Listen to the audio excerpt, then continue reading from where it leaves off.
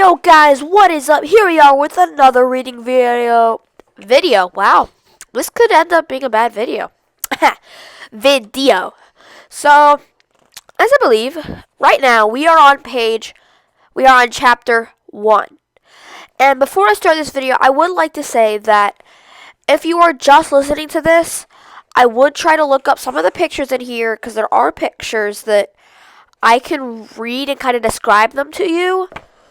But I think it'd be easier if I read the words and either you're following along with your book or you just look at the pictures, because I can guarantee you there will be pictures up there. Or if you really want me to, I can take pictures of it, and at the end I'll put them all in a row for you guys. That's only if I get 20 likes on this video. So, without further ado, let's get into chapter 1 of Lost in the Pacific, 1942 by Todd Olson. Chapter 1, Top Secret. Just 2 days before they vanished to the world, Jim Whittaker and the 4 members of his regular Air Transport Command crew had been looking forward to some time off. Air transport crews didn't fly combat missions, but they served an important purpose in a war that ranged far and wide across the globe.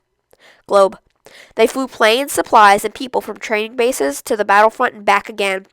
Whittaker, Sherry, DeAngelis, Bartek, and Reynolds had been doing this for 10 months, but since the U.S. entered the war, they had just picked up a B-24 Liberator bomber in the South Pacific and brought it to Hawaii. That afternoon, they were scheduled to fly a B-17 from Hawaii to San Francisco. Then they'd take off for a well-earned leave. John DeAngelis, the crew's navigator, couldn't wait to see his new bride, Mary. She was his high school sweetheart, and she had flown out from Pennsylvania to California for the wedding. They had been forced to cut the celebration short when DeAngelis was called to duty to pick up the B-24. The radio man, Jim Reynolds, had gotten engaged between his 6 trips across the Pacific, so he was eager to get home too. Johnny Bartek, the engineer, was the youngest of them all, at 22. Less than a month ago, he'd opened a letter from his parents in Freehold, New Jersey. The news left him numb. Back home, his sister Ruth had hit her head on the wall while roller skating.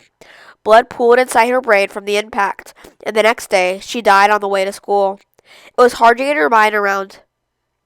Out in the world, men were surviving onslaughts of bullets and bombs, and his sister had died walking to school. Ruth had been born on his birthday, August 30th. She was 17 years old. Bartek had just wanted to get home to his family. At 9 p.m., the crew strode across Hickman Airfield towards their plane. The bright blue waters of Pearl Harbor glistened a few hundred yards to the west. It was so peaceful in the Hawaiian sun that Jim Whittaker had trouble imagining the violence that had torn this place apart 10 months ago, when the Japanese had launched a surprise attack. But this was where the war had all started for them, and the signs were still there. Bullet holes pockmarked the airplane hangars. A giant crane towered over the harbor, preparing to haul the crippled battleship Oklahoma upright again. At night, Army police patrolled the streets to make sure all lights were out, in case the bombers came back again. It was just after dawn on December 7th, 1941, when 353 Japanese planes came screaming out of the sky over the U.S. naval base of Pearl Harbor. People who lived near the base thought it was just another combat exercise.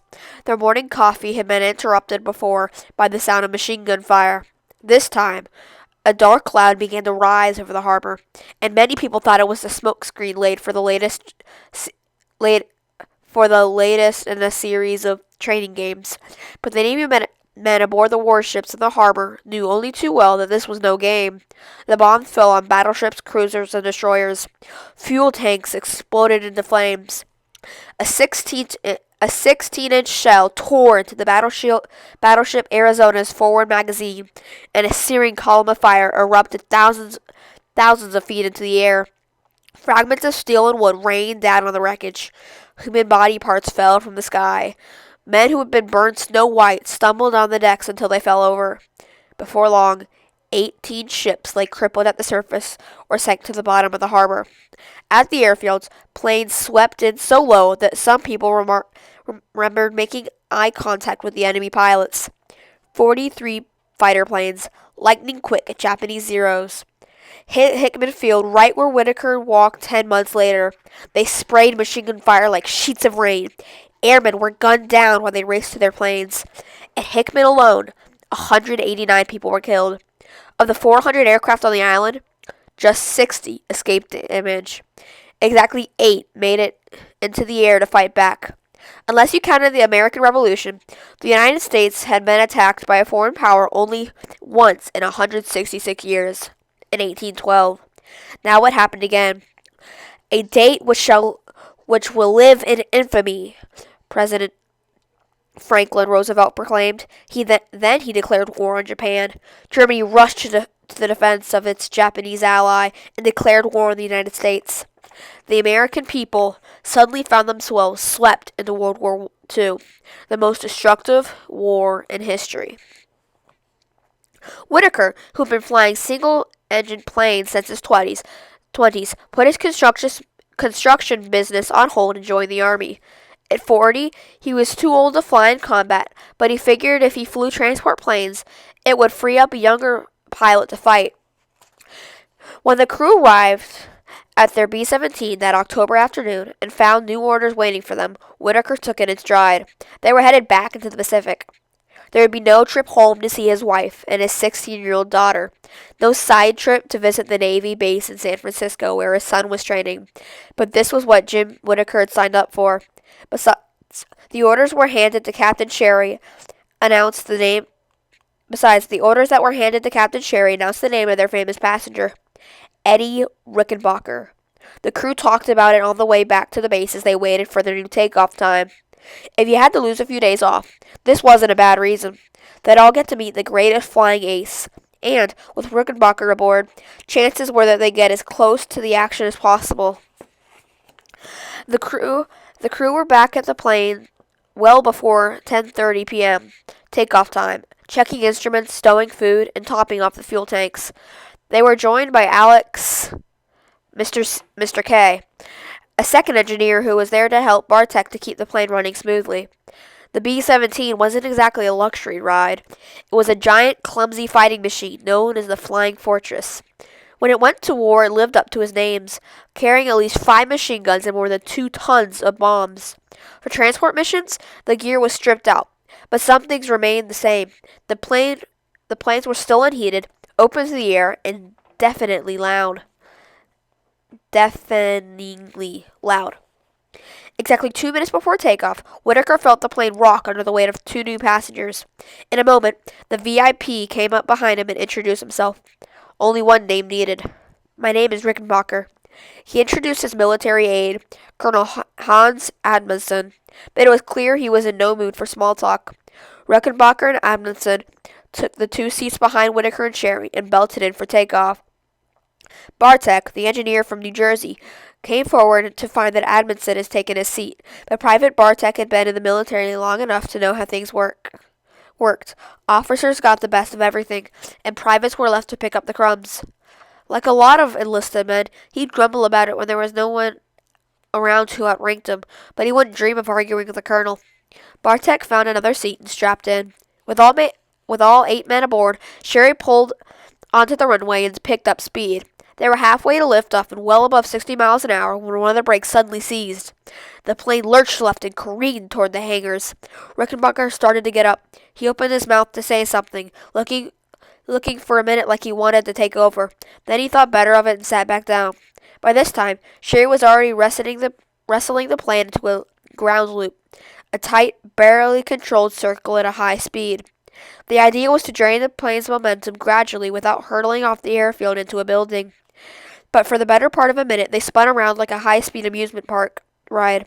Just below the cockpit, in the navigator's bay, John the owners hung on for dear life. If one of the wheels gave out, the nose of the plane would collapse in a heap on the runway. The engines would be the first thing to hit the ground.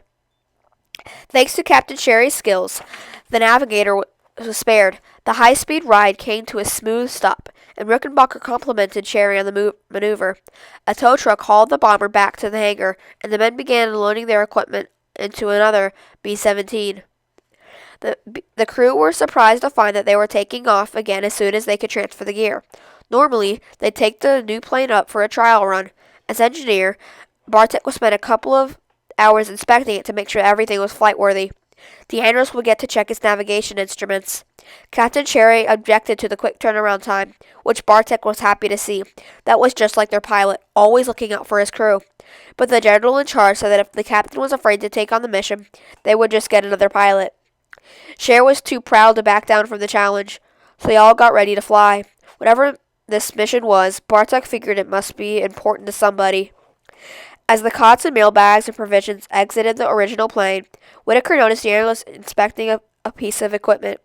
It was an octant, an instrument used to measure latitude and longitude from thousands of feet in the air. The octant had taken a beating during the ground loop, DeAngelo thought.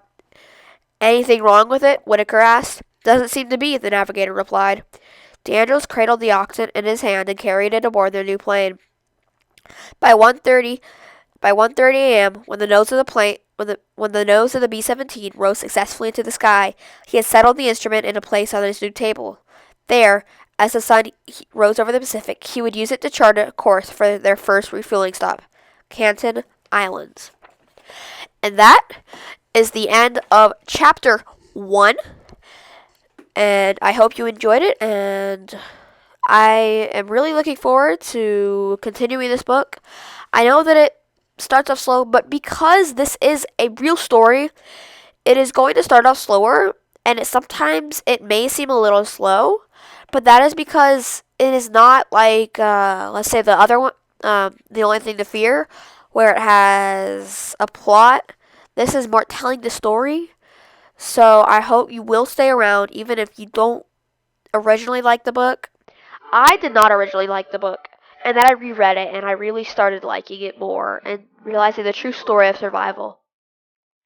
Make sure you leave a big thumbs up, comment down below what you want me to read next, and hit that subscribe button. See you in the next video.